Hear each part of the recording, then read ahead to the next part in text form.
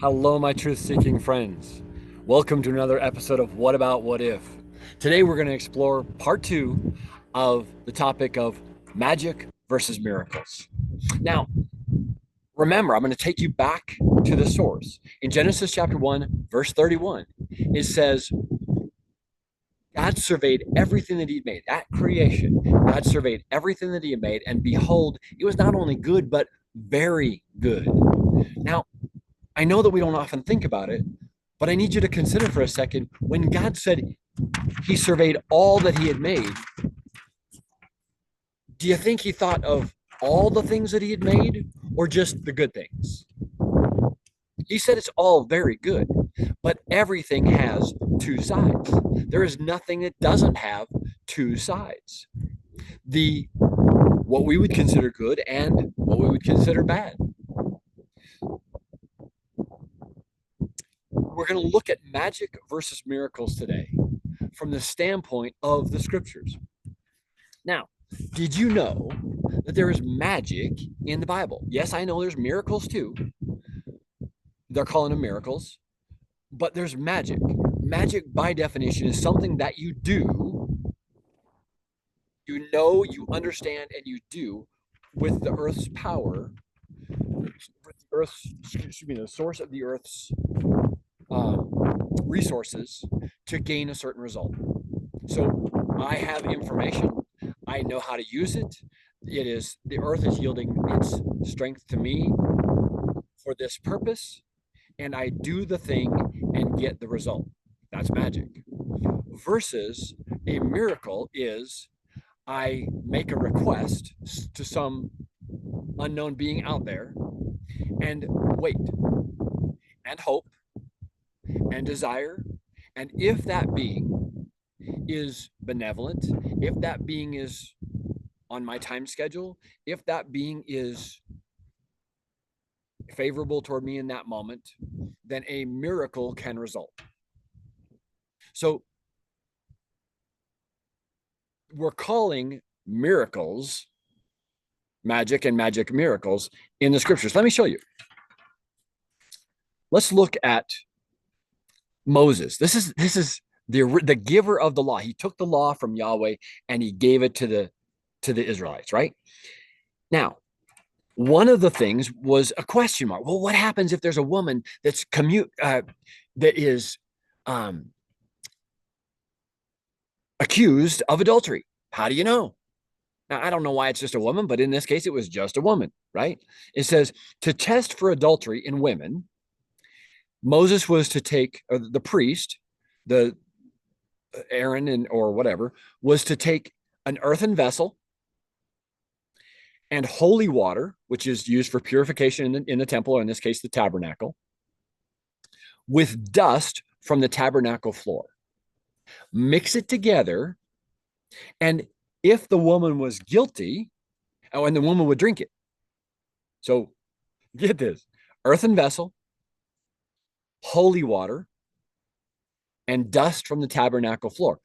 Three things that by themselves are nothing, but done in the precise way as instructed, they create this result.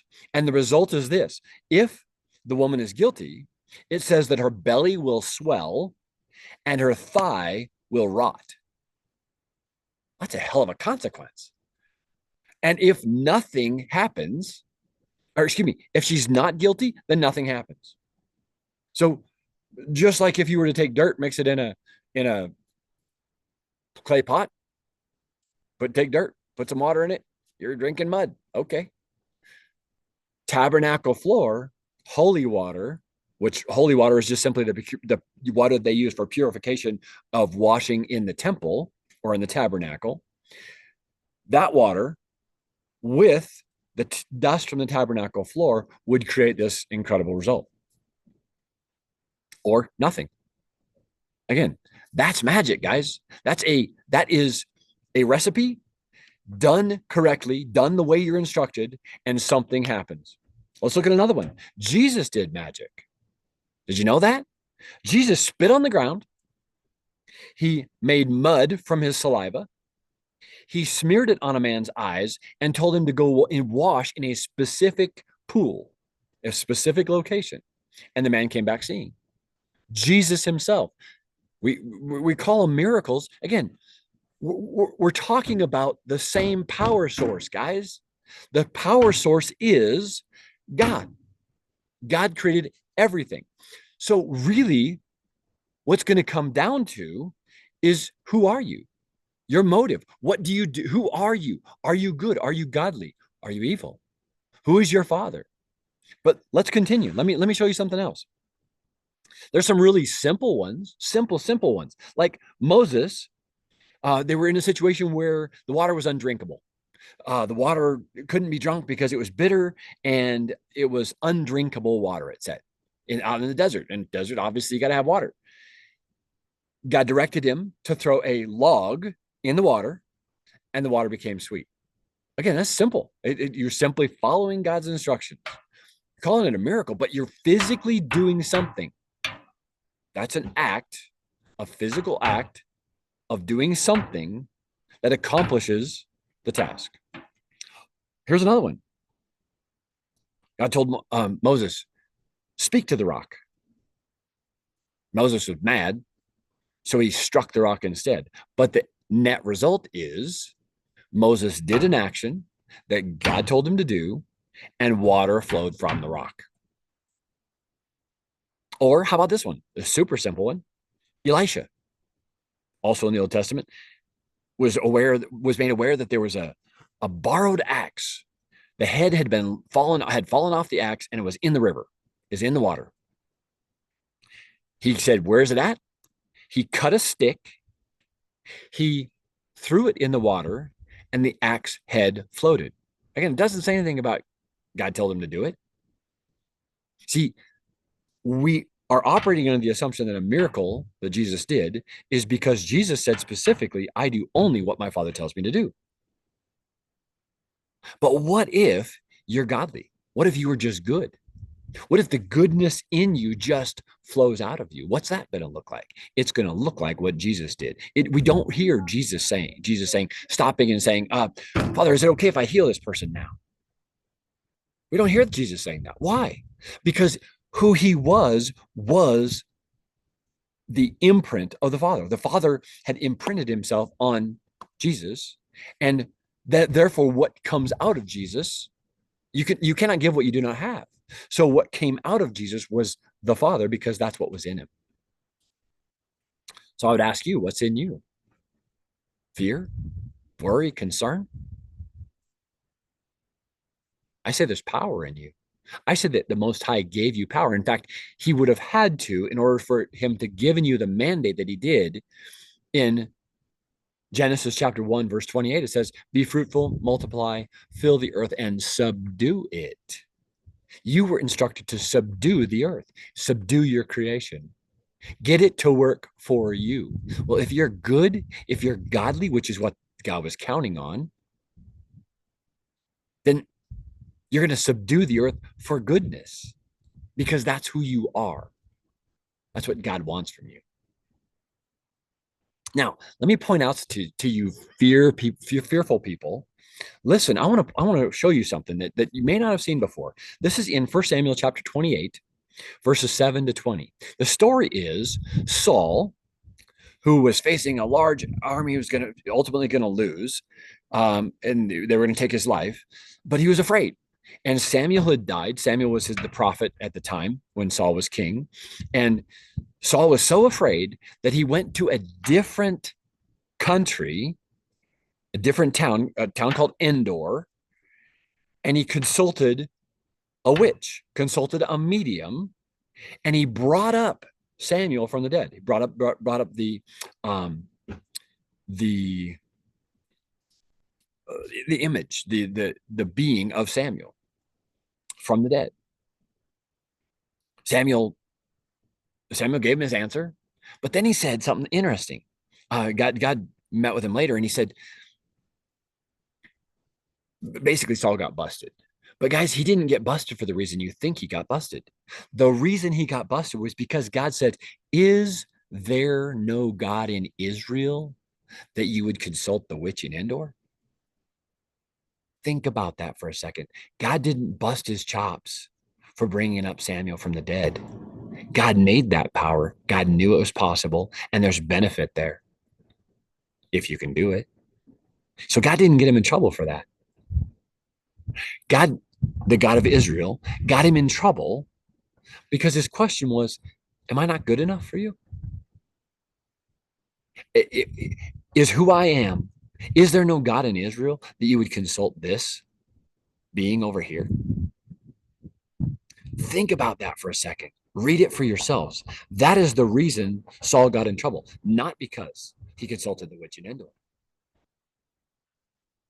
Think about the implications of that. Folks, you are powerful. You are given power at creation. You are intended to have power. You're intended to be powerful and act in power to dominate creation. If you knew how to raise people from the dead to get information, would you? Again, God didn't correct him for doing that. He corrected him because he wanted to be the source. So really, it comes down to the goodness in your heart. What is in your heart? Who are you?